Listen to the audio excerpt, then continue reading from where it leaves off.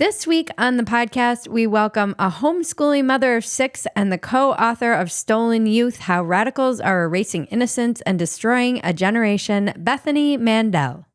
One of the more interesting and sad stories was a young girl who, thank God, nothing happened to her, but she was at a sleepaway camp situation and her counselor was named Nick and had facial hair and went by they, them pronouns. And this was a little, I think she was like 11 or 12. Like she didn't know if Nick was a boy or a girl. And she just like sat there terrified.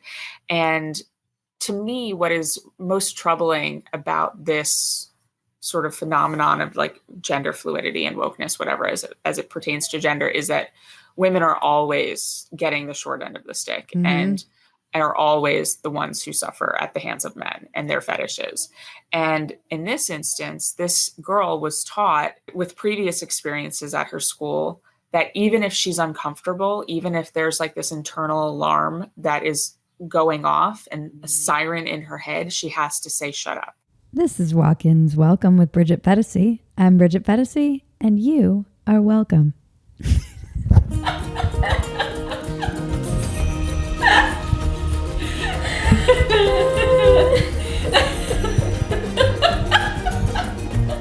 You know the drill.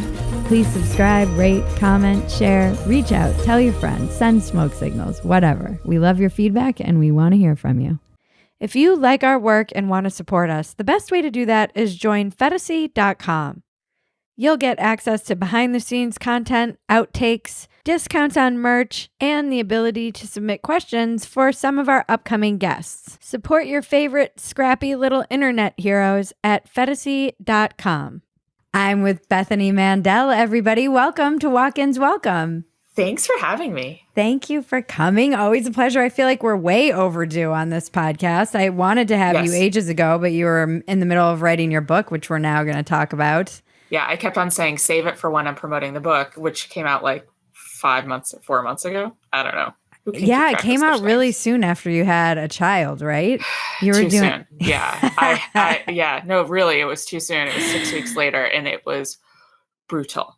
No, I saw you doing media hits, and I was like, how is she even functioning right now? Well, I wasn't functioning. I like had a panic attack during one of my hits that went viral, and that's like, it's on my Wikipedia page into eternity now. And I get to just like relive. Like, oh yeah, that was when I was on 4 days of no sleep and had an anxiety attack. Yeah, I remember that one. That was a fond memory. Oh, gosh. I think you called it, too. You said, I know this is going to go viral in the moment. I knew in the moment. Like, you know how you have that deer in the headlights, like you watch things happen in slow motion? That in my brain, I was like, oh, this is just this. I can see this getting clipped.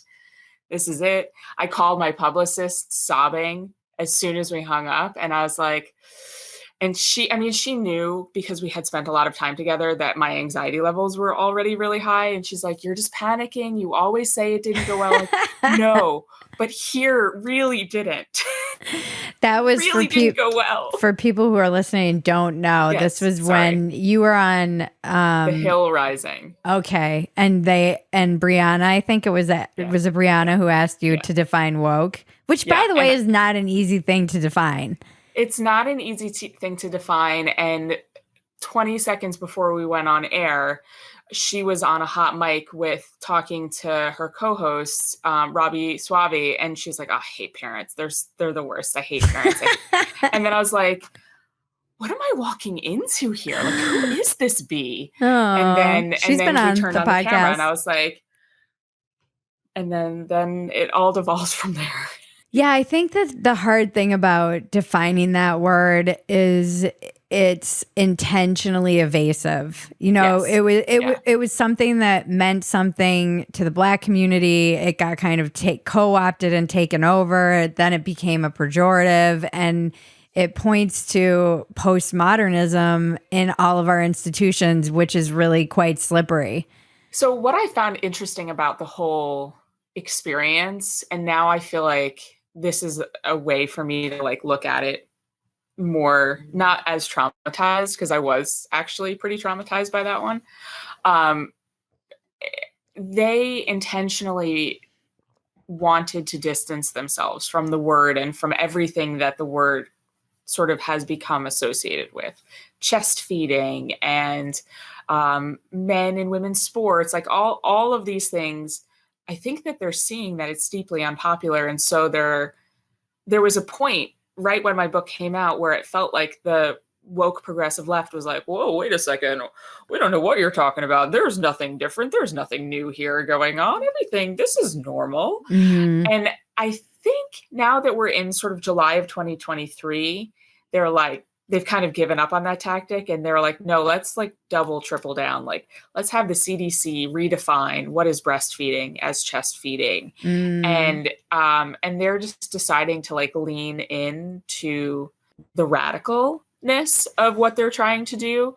And I think that they've given up on gaslighting us that like everything that we're witnessing is in our imaginations and that it's not a rapid acceleration in sort of a transformation of our society. I think that they've come to realize that like we can't pretend that what we're doing isn't really radical. And we just sort of are trying to market it and brand it as like, well, this is what is righteous and this is progress, and how can you stand in the way of progress? Yeah, that's something that I felt like the tide was turning a little bit around your book kind of hit right in the zeitgeist of that moment when it did feel like there was some kind of sea tide and normies were really getting active and waking up and pushing back and against a lot of the insanity.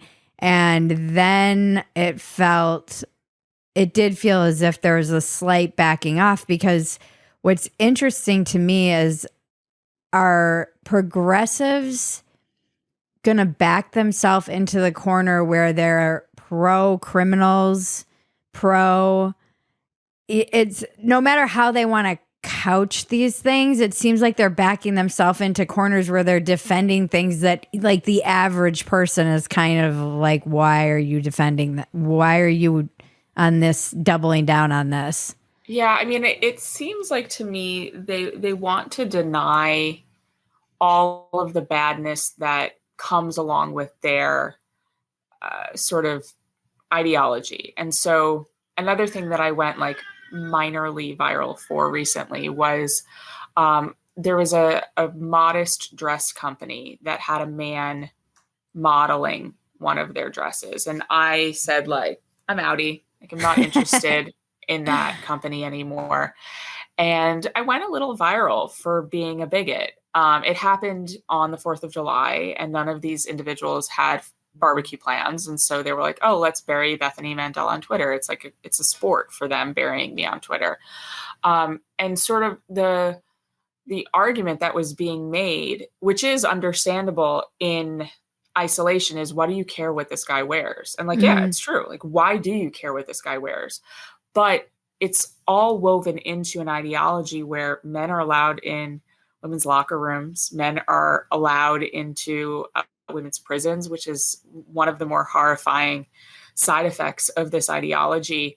And there was an interesting screenshot, you probably didn't see it because not many people saw it, of a conversation that happened in a Facebook group for physicians. Did you see this? It was from a couple of days ago. No, I've been blissfully offline. No, so it really didn't go that viral. I only saw it because someone in that group actually had sent it to me and asked me not to tweet it. And it was killing me because I was like, oh, this is crazy. This is so juicy. And then someone else got a screenshot from another person in the physician group and they tweeted it and it got over 1 million views. Wow. And in the group, it's an OBGYN and she says, someone with a male voice called with a male name and asked to come in because of like a rash on their vagina. And they said on the phone that like sometimes they cum a lot. And so it was like kind of like this weird phone call, but they accepted this person. This person came in and they had an erection during this OBGYN visit. And they kept on calling their male genitalia by female genitalia names. And then they urinated all over the floor of the exam room. What? Yeah. And this is, according to my friend who's in the group, a very well vetted group. Like everyone is in this group it's not concern trolling. The post was made anonymously. Like this was a real thing that happened according to this person. There's no reason to think Because it otherwise. sounds like a 4chan troll. Yeah, it does. But it's a very well vetted physician Facebook group.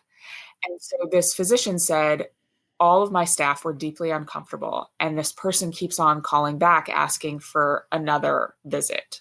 What do I do in these modern times? I don't want to be accused of bigotry or whatever, but I don't know what to do here. And my friend, she didn't send me screenshots. So you kind of like have to take her for a word. Now, like third person. But she said almost everyone in the group commented like, this is a fetish and they're forcefully making you participate in their kink. And that's against all the rules, apparently, of kink. I don't know the rules of kink, but apparently everything has to be consensual. And this wasn't consensual. These people were subjected to this person's fetish. And they told them, like, discharge the patient and never look back. But so this person wearing a dress obviously is not like that. But it's all sort of in the same bubble of we all have to pretend that gender is fluid and always assume the best intentions of everyone.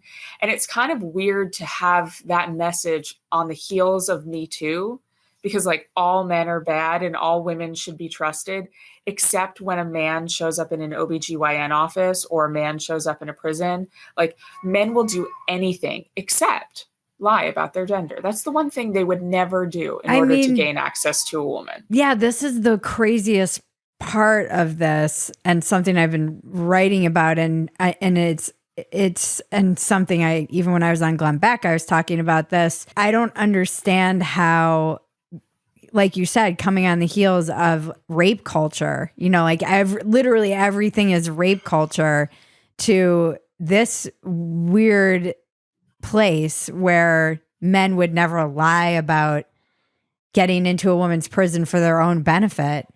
I'm like, these two realities can't exist in the same place at the same time. And it's been disorienting, to say the least. And I know a lot of people are like, this is astroturfing. This is just like the way that people, they try and get this isn't like a real thing that is happening, but it is a real, I mean, even when I book a flight the other day, I went to book a flight and it was male, female, and then whatever. It is everywhere.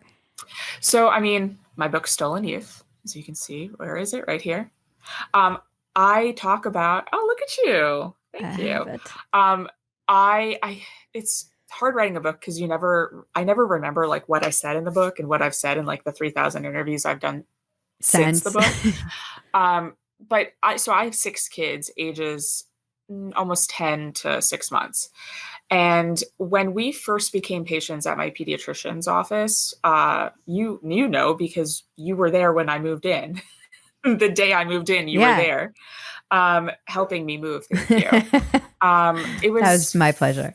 5 years ago, right? Like 5 years 2018, ago? Yep. Yeah, 5 years ago.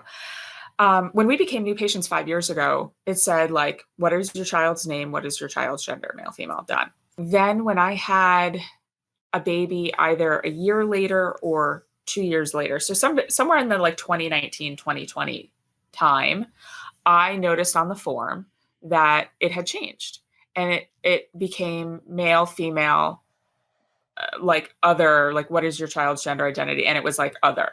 So even on the form at my pediatrician, the question about gender identity was inserted. And I looked back at the first forms that I filled out and they weren't there. So somewhere in the 2019, 2020 time period, this became normalized even at a pediatrician's office. And this is, you know, stuff that keeps on sort of smacking you in the face. And it makes me wonder how much of this is starting to get on the radar of the normies. And I mean, it's troubling that I don't feel like we're going to get to the point where people are alerted to just how bad things are. I mean, the normal person is not reading Stolen Youth. I wish they were. And I wrote it to be a normie read. Mm-hmm. Sit on a beach, read this, and it's not like this crazy, difficult thing to slog your way through. Mm-hmm. But the normal person is not reading Stolen Youth. And so I wonder at what point people are going to become alerted to like, this is a phenomenon that's happening. And what was really sort of sad and troubling about writing it was that a lot of the parents that I spoke to were normies until they were red pilled. And they were unfortunately red pilled because mostly their daughters, like 90% of the time it was daughters, if not 100%. I actually can't think of anyone who talked to me about a male son. Mm-hmm. I think it was just daughters.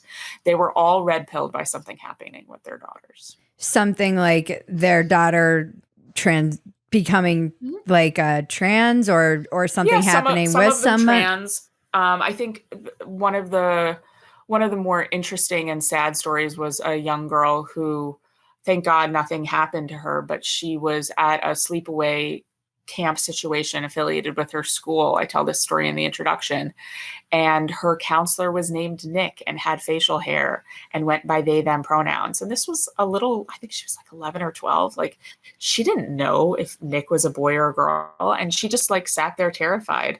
And to me, what is most troubling about this sort of phenomenon of like gender fluidity and wokeness, whatever, as it pertains to gender, is that women are always getting the short end of the stick and are always the ones who suffer at the hands of men and their fetishes. And in this instance, this girl was taught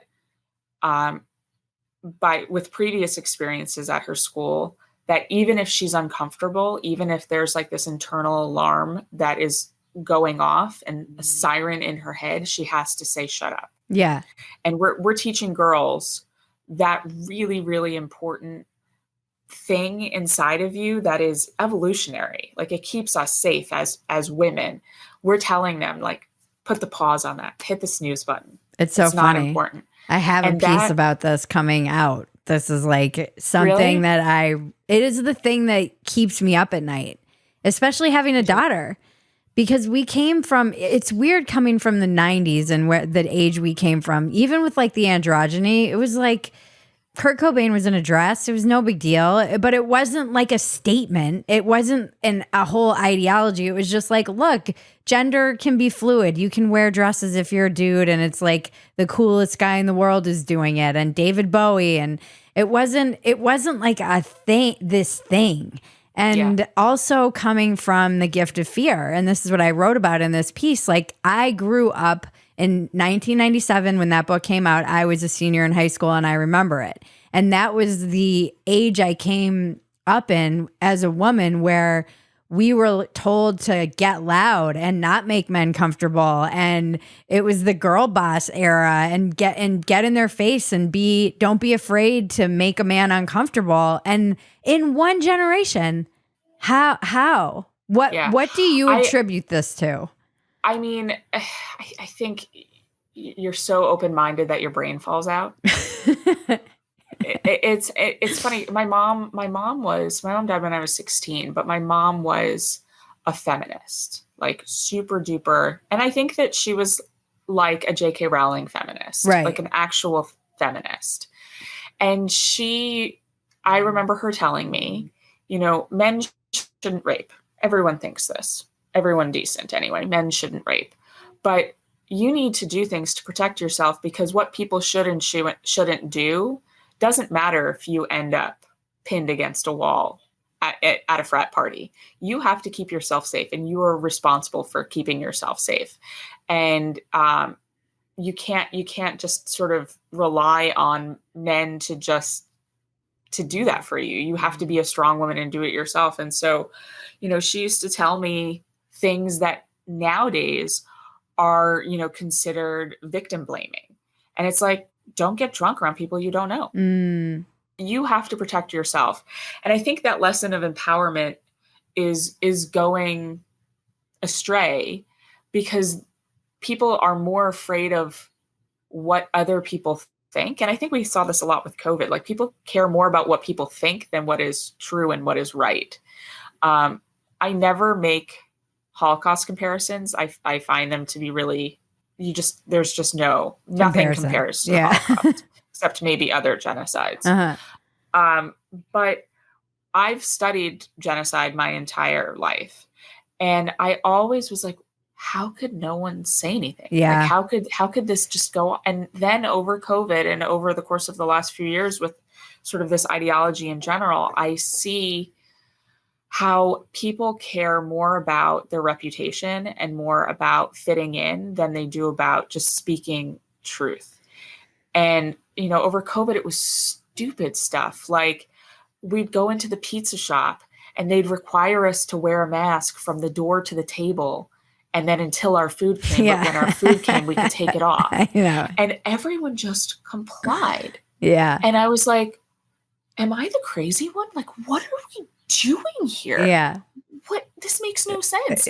And it's infuriating with the gender stuff because safety is at play here. Mm-hmm. And so this example of this girl who was at the camp where Nick, boy, girl, who knows, every adult present knew that Nick was a few fries short of a Happy Meal and probably shouldn't be put in charge of a bunk full of girls. Like, sexual safety or not, like, obviously not stable emotionally. Mm-hmm. And no one wanted to say anything. And so people were willing to risk the safety of other people's children in order to not run afoul of, like, oh, I don't want to be accused of being a bigot here. So everyone just sort of went along with it. And a lot of parents do as well. And that's something that's really troubling to me as well, that a lot of parents are sort of willfully ignorant, because it's harder when you are not. You're just making me want to like let this piece fly, because the reason that I've been holding back on it is I open it talking about this woman, Breonna Kupfer, who was murdered in a furniture store in Los Angeles. I don't know if you remember that story at all. No. It was really tragic. She was 24-year-old UCLA student, gorgeous, was just working. And she had this guy, he was like a violent, wanted all across America, had been let off and was wanted for multiple violent crimes. Homeless black man, was outside the store and then inside the store and stabbed her and killed her. And it was just tragic. And the thing that kept me up at night was that she had enough time to text. There's this guy giving me a creepy vibe twice, when he was outside and when he was in the store. And I was like, why didn't you leave? It just keeps me up. It kept me up at night. And I am afraid to even put this piece out, because I know that nowadays that question is considered victim blaming. Just that very question is like, why didn't you leave? And I can't infer what was going through her mind, because there's so many social pressures women deal with anyway that our generation grew up pushing back against. Don't make the man feel comfortable. Don't make him, you don't want to seem rude. You don't want to seem like you are racist. Well, this is the new one though. So growing up, it was like just getting in trouble for leaving the store. You know, you would be like, oh, I need to stay here because of the store. Now it's like, do I choose between what ended up being actual death and social death? If she had left and it had gone viral and she was a Karen for leaving, we would never, it's like, I didn't grow up with that. That Central Park birdwatcher story. Yeah. He was creepy as hell. He said to her, like, he threatened the life of her dog. I know.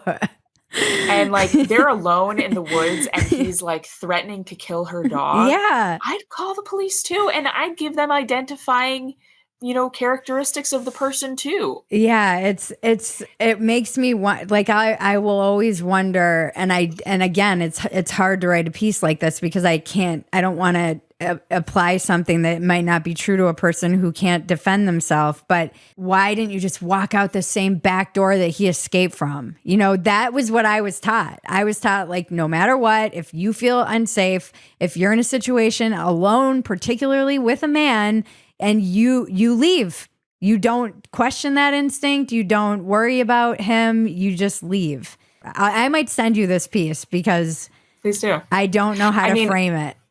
the problem is we are telling women to ignore this. Yeah. And we'll never know, like in this circumstance, like what this results in. Like, what is the end game? How many women are being raped? How many women are being hurt? How many women are being killed because they didn't listen to that voice inside of them? And my mom, of blessed memory, always said that voice is never wrong.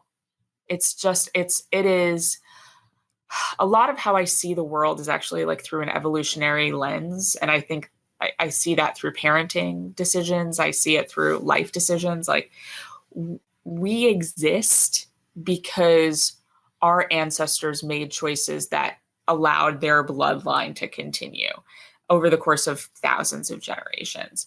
And as far as women go, we're able to survive because that sixth sense that we all have, when women listen to that sixth sense, your bloodline survives, you survive. And so I think that I think that we're not having enough conversations with young girls and young teens about that voice. And it's like you don't know the things you avoid. So had she walked out the door, and unless he had gone down the street to go on to murder someone in that moment, we wouldn't have ever known. Yes, but I don't know. There were instances in college where there was a guy that gave me weird vibes. And then I heard through the grapevine later, like, oh, did you hear da-da-da? Like, yeah, I mean, we may have known later on, but I see it even, I mean, we see it. This is why you see this kind of unsettling surge in vigilante justice too, where you're seeing like the Daniel Perry story, where again, you have a situation where a lot of people don't feel safe or feel threatened. And at what point are you supposed to defend yourself in that situation? Well, you're never supposed to defend yourself until the moment that someone is attacking you. You know? Yeah. You're always just supposed to assume the best. And this is what I mean about the weird place that I see progressives backing themselves into.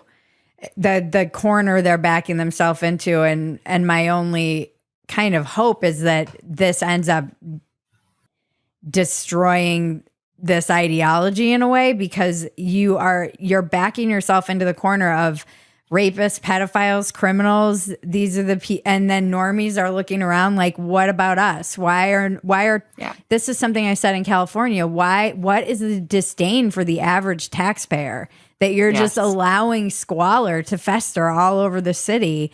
And they have somehow more, not that they should be dehumanized, but why do they get preferential treatment to the people who are trying to raise families and pay taxes?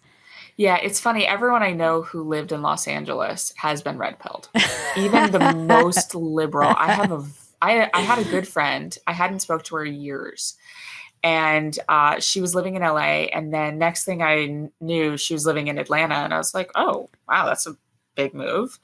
And she knew that I was like this racist, hateful, classist, terrible person, but she liked me on an interpersonal level. So we just like ignored all of my horribleness sort of on an ideological perspective. And I sent her a message and I was like, wow, you left LA. That's crazy. Like, what happened? And Atlanta, really? Like the South? And she sent me 15 voice notes on WhatsApp and was like, Bethany, you will love this story. I voted for XYZ in the last election. And I was like, I'm sorry, what? Who are you? And she said it was because, you know, it was a slow incremental change that was sparked by the riots in LA. And her husband, their local CVS that was around the corner, was burned down. And her husband felt unsafe and inquired with, you know, local friends about getting a gun. And they were like, why? And he said, because of the rioting right there, like two blocks away. And he said, they decided to get guns because they didn't trust that the police would be able to respond in a, you know, adequate and fast enough way. And they had 3 kids and they didn't care what their friends thought. And then it sort of slowly progressed and red pilled them in a lot of different ways.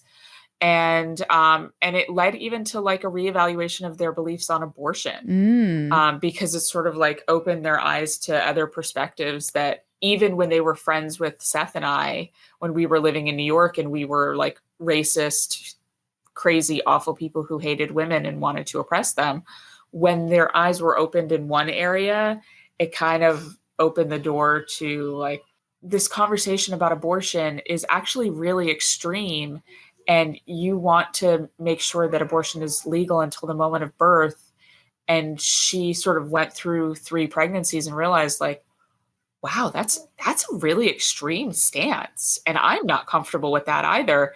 And I can't vote on the issue of abortion anymore because you're requiring me to choose between 2 extremes. And on one extreme, it's being okay with dismembering 3rd trimester babies. And on the other, it's oppressing women. And if I'm going to have to make that choice, I guess I'm going to oppress women because I don't want to dismember a baby.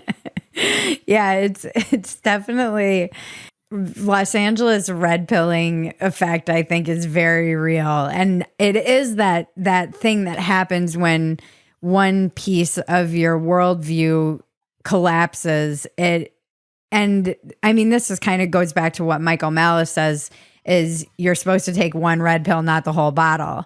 Because what you end up seeing a lot of the time is then there's really no stopping once you start falling down that rabbit hole if you're not.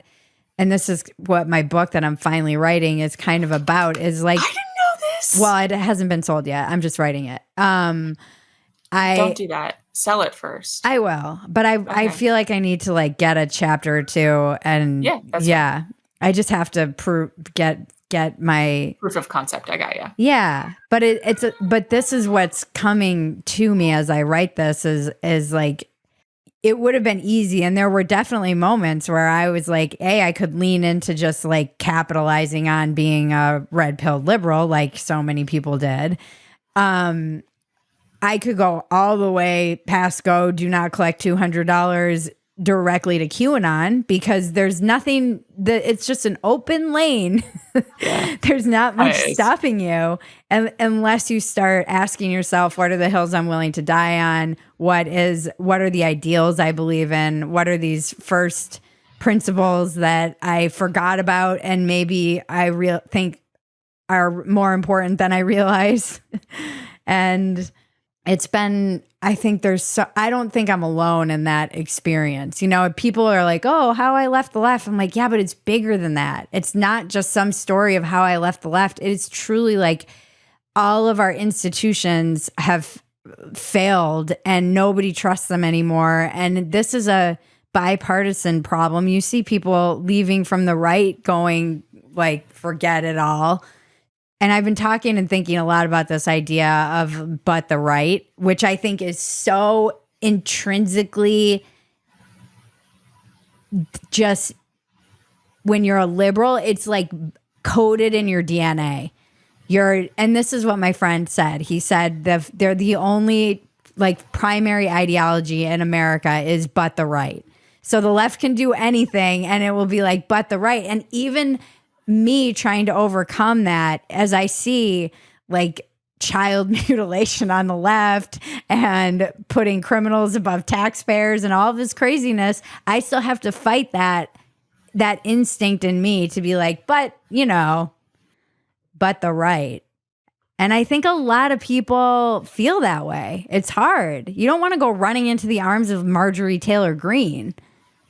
Right. And I think that I think that a lot of it is you don't have to fit into a neat box. Like you just have to be ideologically consistent. And to me, it feels like a lot of the people who leave the left, myself included, but many years ago, I used to be liberal as well. I left the left because of that inconsistency. And that's not to say that there aren't inconsistencies on the right as well, but I don't think that they're as glaring. And so like on the issue of abortion, I hear a lot from liberals about like you're pro-birth and you don't support women. And that's it's just not my lived experience watching pro-lifers. There's like a woman named Christine Yergin. She runs the Students for Life podcast. She's like a super prominent pro-lifer, and literally all she does is like fundraise for individual moms for their diapers and rent and, you know, anything that they need on their baby registries. And so I see that from pro-lifers, and I, you know, the inconsistency on the left, especially on this issue of gender and women, I cannot take anything they say seriously on the issue of abortion and women, because they're endangering women in a myriad of ways just because they'd rather keep their head in the sand on gender ideology. And so I'm kind of like, I don't take you at face value. And I'm not assuming the best of intentions when it comes to your commitment to women, like as a whole. Because if you did, then you'd be standing with J.K. Rowling and this sort of, you know, standing athwart progress. Yeah, when I interviewed Douglas Murray for the piece I did about Pride recently, there was, I wish amazing. I could, thank you. I wish I could have posted his entire interview that we did, because the guy is just brilliant. But he says his theory in America, why we're so behind on this, is because we don't have a J.K. Rowling. We don't have somebody of her stature who's speaking up, and he's like, the women in the UK are badasses, and it truly is like Turf Island or whatever. If you look at like Louise Perry, Mary Harrington, Helen Joyce, yeah, J.K. Rowling, all of the amazing feminist voices against this ideology are coming from the UK. Yeah, that is true. But I think also, I mean, why America isn't as advanced as Europe is on this issue. And I think it's because the incentive structure is different. And this is me being kind of inconsistent as a conservative. I'm not a fan of socialized medicine, but when the state and society have a vested interest in providing adequate healthcare at the lowest cost possible and making sure that everything is evidence-based, decisions aren't made based on just cash. Yeah. And I think that a lot of this gender medicine stuff is just a cash grab. Yeah. They're turning individuals into patients for life, yep, with giant dollar signs on their heads. And they're forever pharmaceutical patients. They're forever surgical patients. And in our healthcare system, money makes things happen. And I think that, you know, when the NHS does a survey of like, does transition make sense? There isn't the institutional body standing behind them trying to put their finger on the scale on one side. And so the NHS is just genuinely making an inquiry based on evidence, based on cost, in a way that is not happening here. Yeah. And what's infuriating to me, and all of this is linked to COVID, because we did this with COVID too. Europe did COVID so much better than we did. Yeah. And Europe does abortion so much better than we do too. Yeah. Yeah. But we pretend like it doesn't exist there. And so like with COVID, we were like, well, we don't know what might happen if we open the schools. We don't know. It's a mystery. And we're like, but it's not actually a mystery, because they did it and everybody's fine. And they never put a mask on a 3-year-old, and there's no dead 3-year-olds over there. So why don't we import their decision making? Well, and it's weird because we're happy to use them as examples when we want to fight for socialized medicine. Right. So it's like, okay, why don't you agree? Why don't you also apply all of these things that they're doing in their like, oh, so better socialized medicine system? I don't know. Maybe I have rose-colored glasses also, but like, I don't understand why we also can't import the more calm way that people are talking about this. Like no one is being accused of being a murderer in Europe if they're not in favor of gender transition or if they're not in favor of abortion. Like the conversations are much less emotional. Yeah. And much less manipulative. And and it would be nice. Yeah, It seems nice. my friend said that about abortion. My friends in Europe have always said the way that we talk about abortion is so insane and charged with all of this rhetoric on both sides. Really, there's like, oh, you're a baby murderer, and oh, you're a like. There's just this charge. You want to chain women. You want to chain women. And did you see what happened in Iowa? I think it was yesterday with Vivek Ramaswamy. No. So it was really interesting. So he was sitting there and he was talking about abortion, and a woman came up screaming at him about, and it was a small group. I mean, it's Vivek Ramaswamy. It's not like he's like, in the double digits here. And so he was sitting kind of like in a lobby of a community center or something. And a woman came up and screaming at him, and she went to walk away, and he was like, no, come up here and say what you want to say. And she came up, and this actually is so up your wheelhouse now that I've brought this up. She came up and she starts crying, and she's like, I'm raising a baby that a man put in me, and he's not taking responsibility. And I shouldn't be forced, if I'm raped or whatever, to carry a baby to term that I'm then responsible for. I shouldn't be forced to do this. And she's crying as she's saying this. And it was such a powerful human moment, because you can tell that she just doesn't, like, she's not just wantonly wanting to murder babies. Like, she's not a bad person. She's talking about her experience, and it's coming from a place of like real serious pain. And it would be powerful to have just a conversation between the two of them sitting down. The power dynamics are gone. It's not like him sitting on a stage and her screaming it from the audience, but having like a real serious, nuanced conversation. Because I think that there's a lot more common ground than people realize, even on this issue. Oh, definitely. Definitely. I mean, it's interesting also because Iowa is about to pass a heartbeat bill. So I think that was a lot of her animation about this, was the fact that in Iowa, it's about to become illegal. Even the way it's framed is weird. The other day, did you see that headline that was, I think it was a CNN headline, and it said something like 10,000 babies have been born, more babies have been born since then. It's like, I don't know if this terrible. Is a win. Yeah, I'm not sure why you're positioning this the way it just was such a weird headline. I was like, how awful. I don't know how I'm supposed to feel about this. Am I supposed to feel that feels unfair to those babies? Oh yeah, no, I mean, such a weird headline.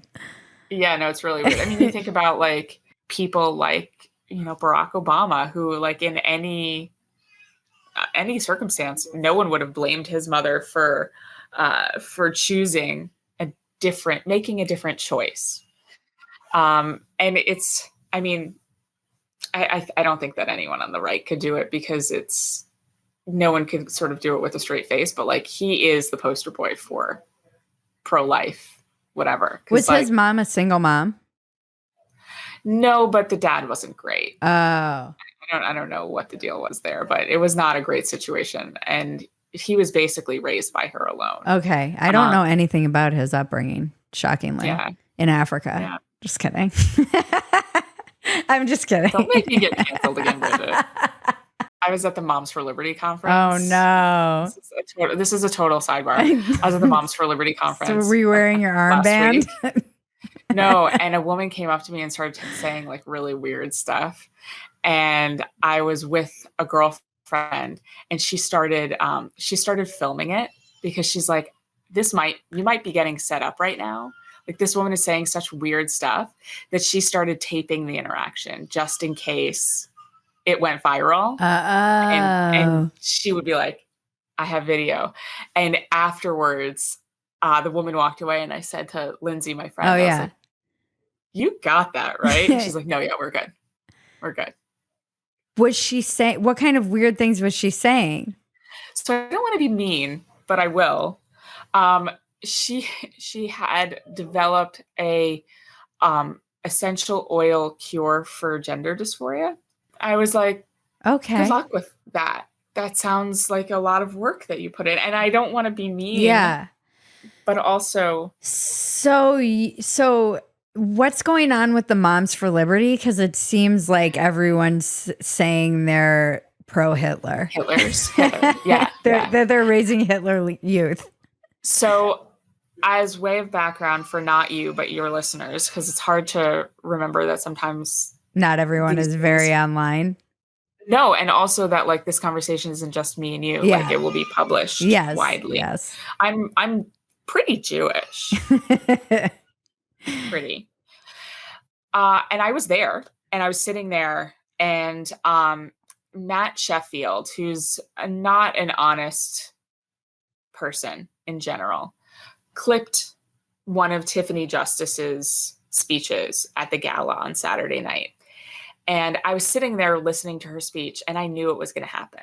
I knew, like you're going to have your woke moment. I was like, oh, you're going to get clipped, girl. Yeah. And she said in the clip, she's like, there was a mom who in a chapter in Tennessee, she quoted Hitler, and she was painted as a Nazi sympathizer. And I stand with that mother. And I was like, you should have said something in between there so that clip couldn't just get clipped like that, because you had to say what happened. So the woman quoted Hitler and said, like, I think that the quote is basically like, he who controls the youth controls the future. And whenever you quote someone, doesn't mean you're saying that you agree with that person. You're just repeating what that person said. And so this mother in Tennessee was making the argument, which I think is a good argument and a correct argument, that totalitarians try to capture a society by ideologically indoctrinating children. And this chapter knew that that was Hitler's objective, and that's the objective of many other totalitarians. And they view Moms for Liberty view themselves as being a bulwark against that here in America, and they will stand between anyone trying to ideologically capture children. This is why you shouldn't make Nazi comparisons. Right. But I don't think that that's what they were doing. They were saying this is a tactic that totalitarians have always taken. Stalin did it, Mao did it. Right. It's a thing. And you always have to be really wary and really distrustful of anyone who tries to ideologically capture the youth, but also stand between parents and their children. Again, this is like, communism 101. This is how you perpetuate communism. And so these moms, both in this chapter and all Moms for Liberty, were therefore painted as Nazi sympathizers, which is absurd and not intellectually honest.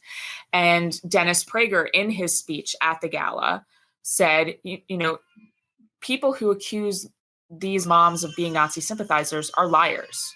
You can look into this and spend 30 seconds on it and realize that the intention wasn't to praise Hitler. It was to make a point that this is a thing that totalitarians do. This is a tactic of totalitarians.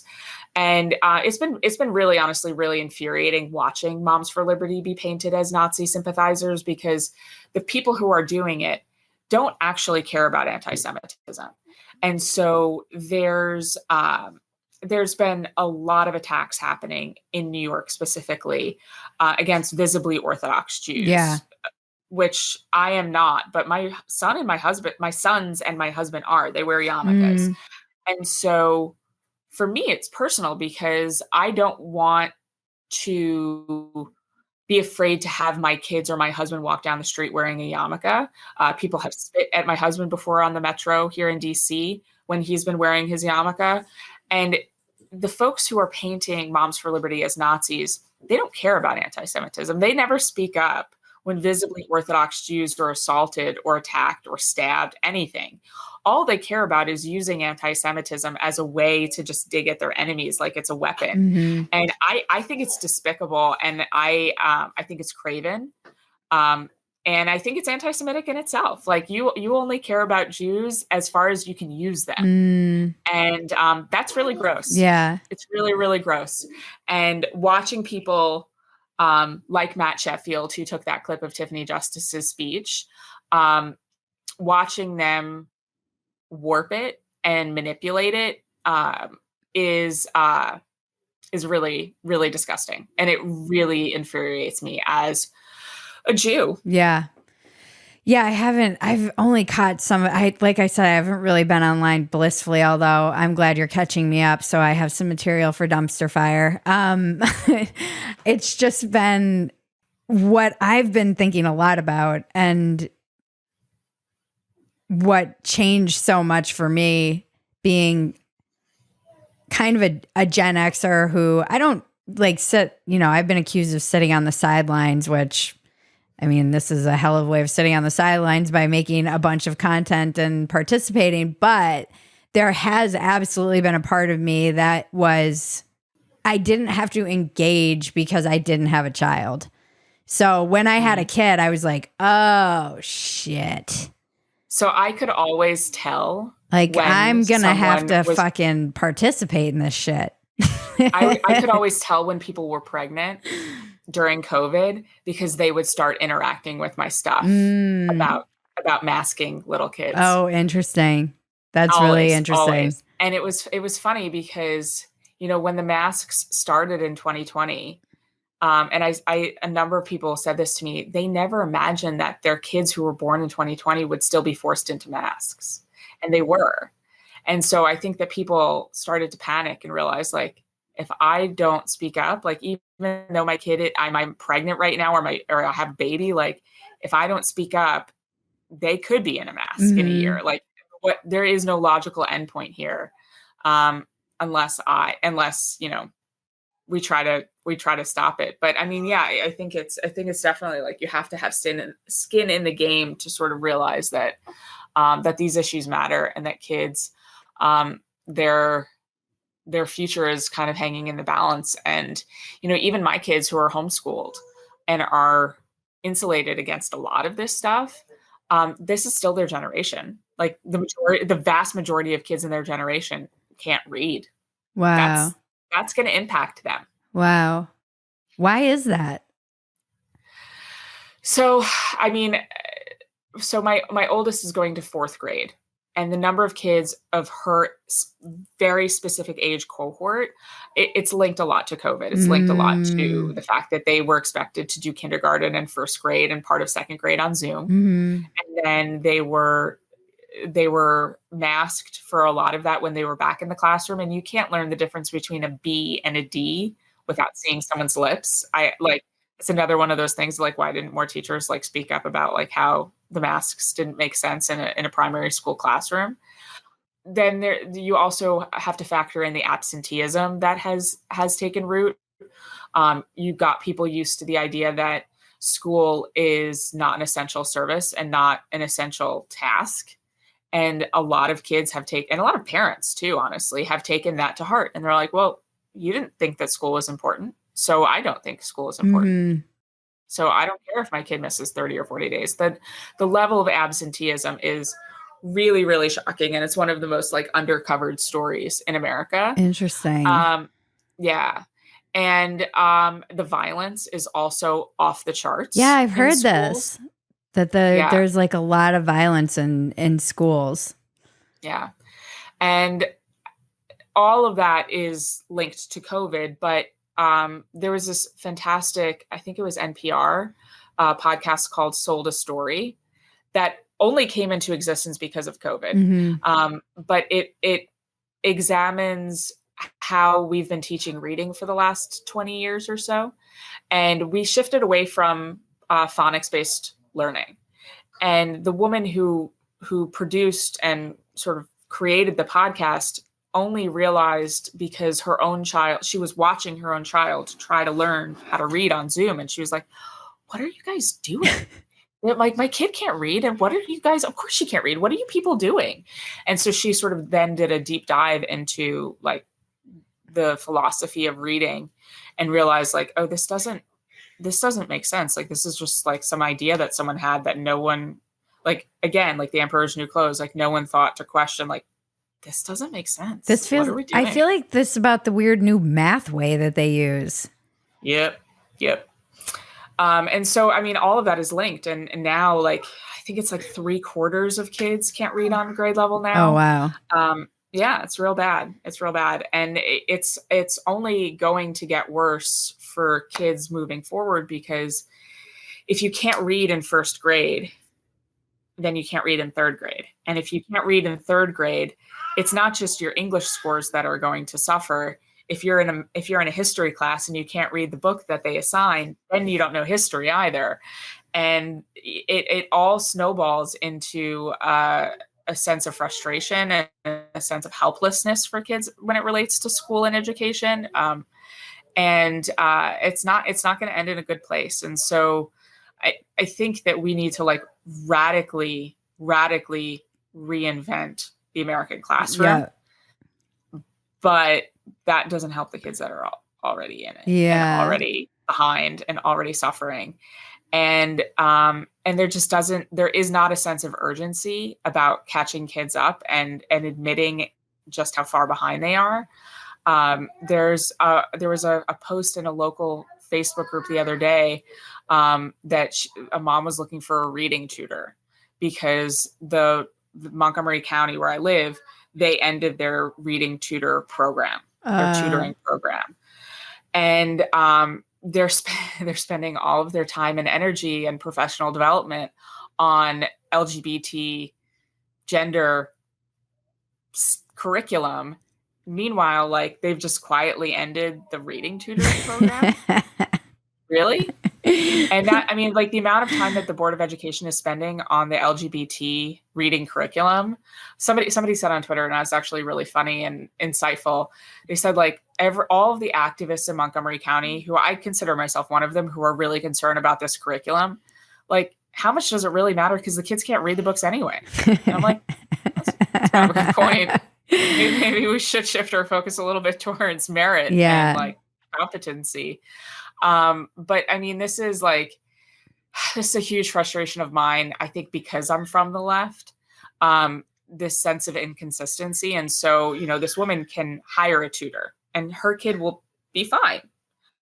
The kids who can't hire tutors are not going to be fine. No, and they were already the kids that we were supposed, like on the left, supposed to be fighting for. And this was my rage during the pandemic, is they're the ones who fell through the cracks over the summer. And now you're talking about just extended years of summer. And these kids, my uncle, this was his most enraging thing, because he, long before the pandemic, always used to talk about the kids who would fall. He's such an academic and brilliant, and he would talk about literacy rates and these kids who would fall through the cracks over the summer, and how the effect that it has, they end up dropping out of school, joining gangs, etc. And just what he's like, he was outraged. He's like, we are costing lives, children's lives. You can't see it because it's not, they're getting COVID, but these kids are going to be more likely to join gangs. They're going to be more likely to find themselves in situations that are on drugs, trafficked.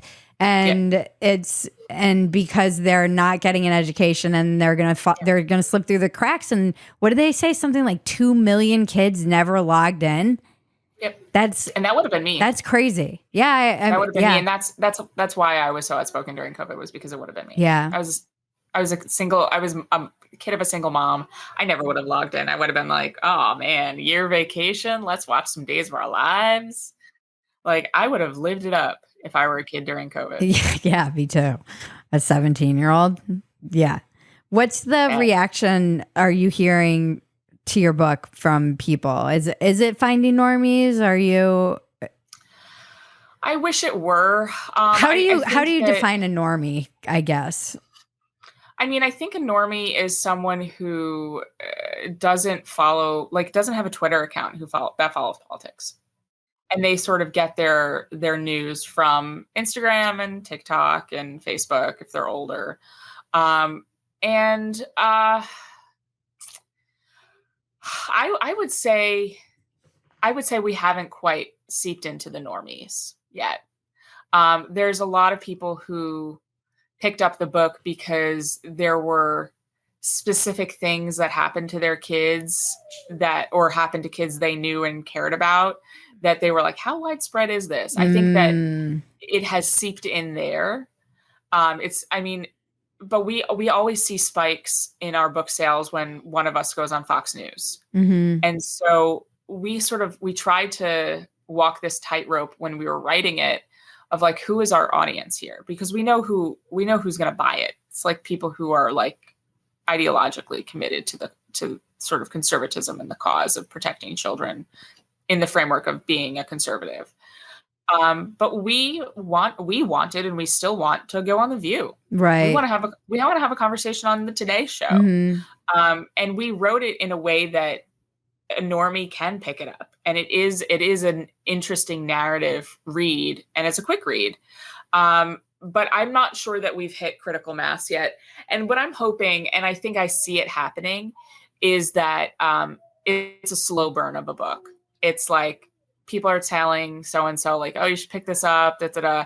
And I think that we're going to see that slow churn of the tail end of it after we've seen the huge spike from the release. And I'm hoping that as these issues keep on popping up, that someone says, oh, did you hear about this book, Stolen Youth? This was in there. Yeah. This is a phenomenon. This is a thing. We should actually be attuned to this. That's what happened with Abigail's book, Irreversible Damage. It was just, it had the spike, but it's just been a slow burn ever since because it keeps proving itself to be true. Correct. And that's the trajectory that we're hoping to have with Stolen Youth as well. Mm-hmm. And well, congratulations on writing it, and congratulations on it being, it's doing well though, right? Yeah. It is doing well. It is and as doing much really as well. We're really happy with it. As much as your viral moment sucked, I'm hoping it drove sales. It did, and it did actually help a lot. All of the normie sales that we got and all the normie conversations that we got were because of it. And I'm not a super sappy religious person, but I do feel like God gave me a panic attack for the right reason at the right time. And it was painful, and it was humbling. Not a pleasant experience, not one I would have chosen, but it drove a conversation about our book and about wokeness in the pages of the Washington Post and Slate and the New York Times in a way that it wouldn't have otherwise. Mm-hmm. We never would have gotten just a straight book review from them. There was never going to happen. But because it became such a viral moment, in like sort of a lull in national politics and national news, that a lot of people wrote about it across the web, and it got people talking. And I think that most people who were honest understood that like sometimes your brain just freezes, and especially when you had a baby 6 weeks prior. and I heard from a lot of people, even like Jonathan Chait. Yeah. He was like, girl just had a moment. Yeah. And y'all are being like ghoulish. Yeah. And then the like sort of ghoulish pile on, like people found tweets about taking my mother off life support and called me a murderer. Like it took a real nasty turn. And honestly, like good. I'm glad that it did. I'm glad that it took such a nasty turn, because it showed the people who were attacking me for what they were, and they were ghoulish. And it drove a healthy and necessary conversation about the definition of wokeness and the phenomenon that we're all witnessing. Yeah. What is your biggest defect of character? Narcissism. I'm a little bit of a narcissist. Mm-hmm. Yeah. It's something that I am always sort of fighting. Mm-hmm. And I feel like having kids has really helped. I had a boyfriend in college who took a bite of my apple. I also I just don't share. Like I'm very in myself. I'm an only child. He took a bite of my apple and I got so mad at him. I threw it at his head, and I was like, oh my God, I'm so sorry. That was a psychotic reaction wow. But I always had that kind of in me. And now since having kids, I've had to share my food. Yeah. A lot. Yeah. I don't like it. Yeah. But I have learned to deal with it. Yeah. What's your biggest asset? I think my righteous anger. It's very motivating, and I try to capture it and like let it be a force for good. One of my friends she was having issues with her school, and I don't like the school and I don't like how they've handled things, whatever, but they've been holding hostage her ability to enroll next year based on whatever. I'm like, whatever. I'm not a fan. So I have been very anxious about it and not happy with how a lot of things have played out for her. Like on her behalf, I'm very righteously angry. And I was like, you know what? I'm just going to fundraise on Twitter and we're going to pay this stupid bill and then we're all going to move on. Yeah. And then I did. And in an hour, people sent me $2,000 and I Zelled the school and now it's just done. And my righteous anger paid a bill that was stressing me out, but also my friend. It was her bill, but it was stressing me out. I'm so uncomfortable with that, with righteous anger. That's why I'm sending you this piece, because I wrote this piece in a rage, and I don't normally write. That's always the best. I don't normally write like that. I'll do like dumpster fire writing, like my Breaking Bridgets. Those are always ranty, a little bit unhinged, ragey. But this kind of writing I don't normally do in an emotional state, and I think it's why I'm slightly like, I don't trust this. I need outside perspective. I also don't have any clue where to put it. And I do feel like I've had this conversation with like 6 women and I'm like, I need to put this. It's just like everyone's having to who? Barry. Sounds like a good spot for it. Interesting. Yeah, I didn't even think of that. Interesting. We should have a little group of mentoring each other. Yeah. I need help. I do too. What am I doing with my life? Did you see Mayim Bialik said on her podcast, like, I feel aimless. What am I doing with my life? And I'm like, you and me both, sister. What am I doing with my life? Yeah. Yeah, I'm definitely feeling a little bit like, what is going on? I just want to like write. I just want to draw chalk drawings with my daughter. Well, this has been amazing. I hope. Where can everyone find you and your book? Stolen Youth, available on Amazon. I am all over the interweb with my first and middle name, Bethany Shondark. Okay. Twitter, Instagram, Threads. Theoretically, I'll never post that. I've posted like twice there. I'm already over it. Stuff right now. Yeah, I don't need that shit. I don't need that. But yeah, like Instagram and Twitter, really. Okay. Bethany Shondark. Well, enjoy all the kiddos and congratulations again on your book. And thank you for coming on. It's just nice to catch up with you. It's time for the weekly check-in with Bridget and cousin Maggie. All righty. We're back. We are back in action. Back from the dead. For those of you wondering how our vacation was. It was a disaster. Everyone got COVID. Everyone got COVID. Yeah, at least Maggie was with her family, so she got to see them. I did not get to see very much of my family. I saw them at the end. Yeah, I got to at least spend some time with my parents. I also had a kidney stone. That was super fun. It was seriously like Murphy's Law. Yeah, that's not even the worst stuff that happened on this vacation. It just was. Yeah, us getting sick was kind of like, oh, this sucks. But then there was like a tragedy that occurred 2 days after I got home that was like beyond comprehension. Yeah.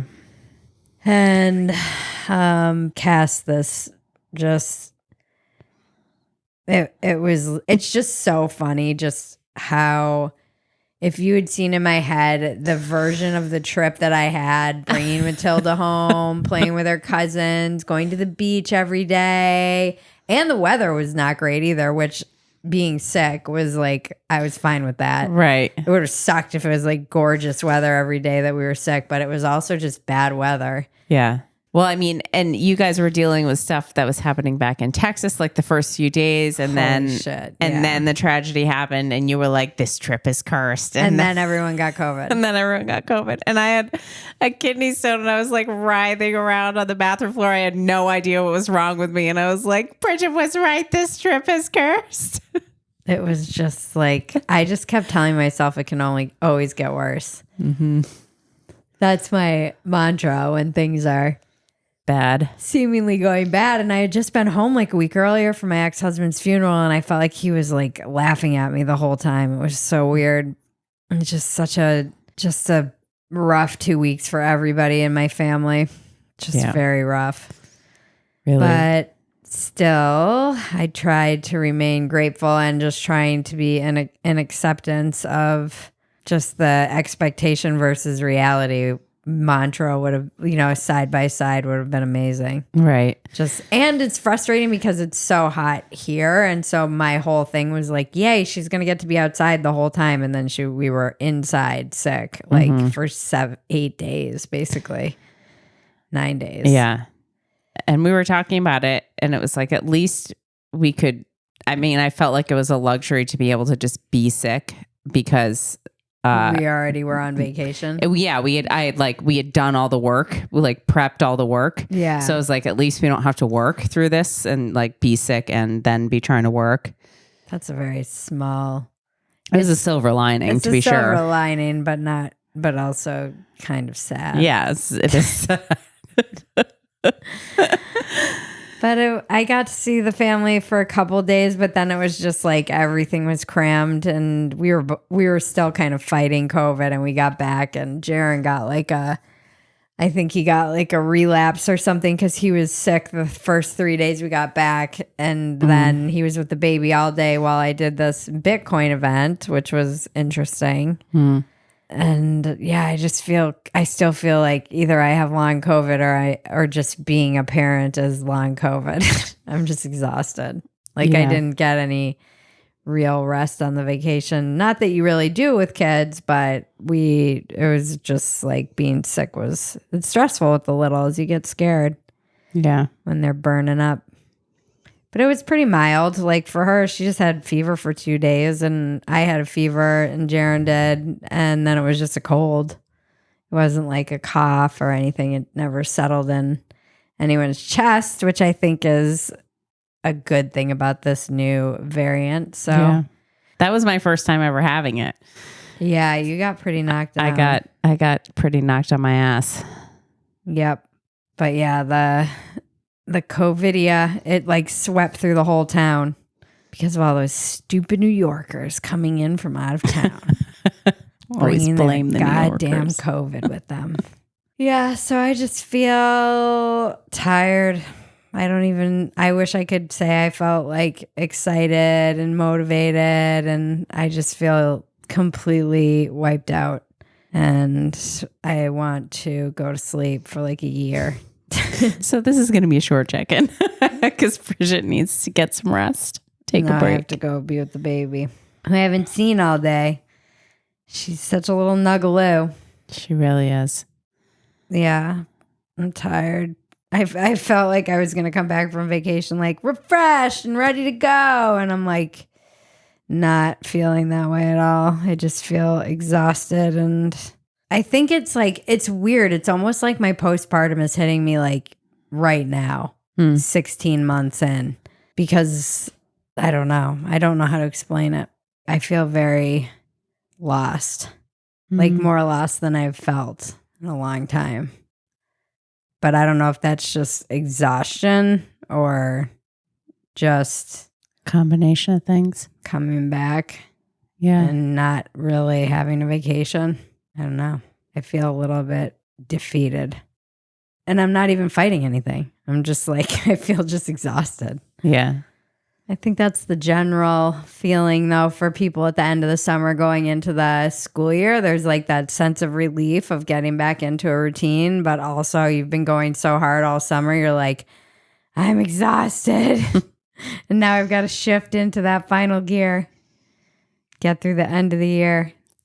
It's such I think this is a really hard time for people because it's just that transition. What do they call it? The fifth season?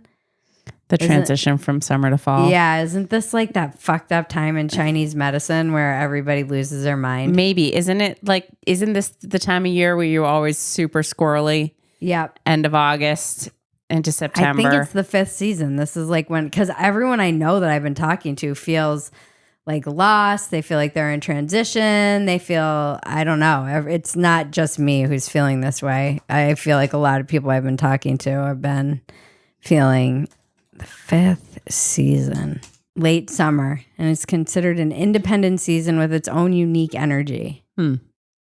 Spring, summer, late summer, autumn, and winter. Late summer occurs between summer and autumn, typically starting around the end of August and lasting until the autumn equinox, which falls on September 23rd.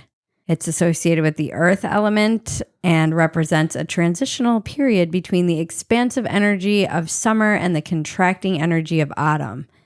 It is considered a time of abundance and harvest both in nature and within the body.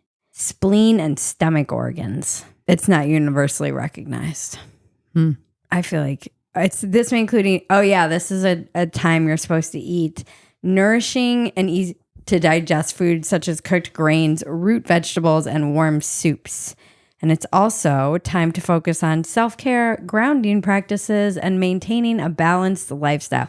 That's what it is. I feel just so out of whack. Yeah.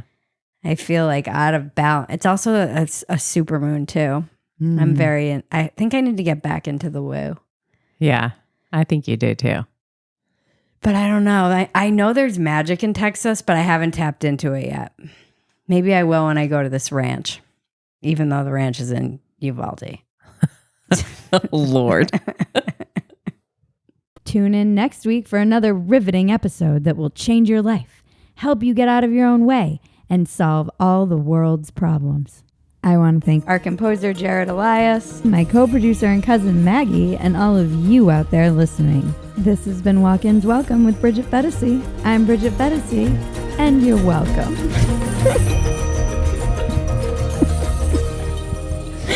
It's the dumbest line.